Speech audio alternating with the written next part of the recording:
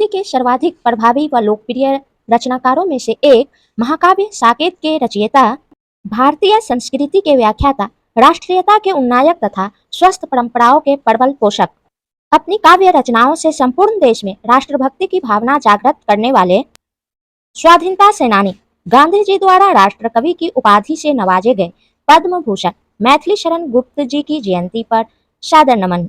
कविता के क्षेत्र में ध्रुव तारे की तरह चमकने वाले अतुलनीय कवि मैथिली शरण गुप्त जी का जन्म 3 अगस्त 1866 में उत्तर प्रदेश के झांसी के पास चिरगांव में हुआ था।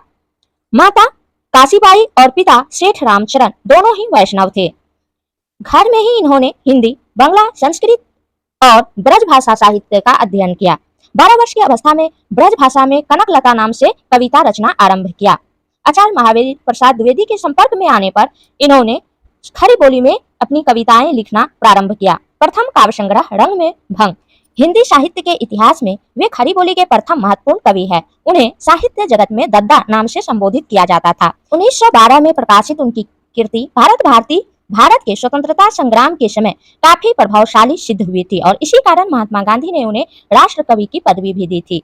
स्वतंत्रता संग्राम के दौरान भारत भारती की पंक्तियों को क्रांतिकारी जुबान पर रटे हुए थे और उसका गान किया करते थे और उत्साह से क्रांति में भाग लिया करते थे।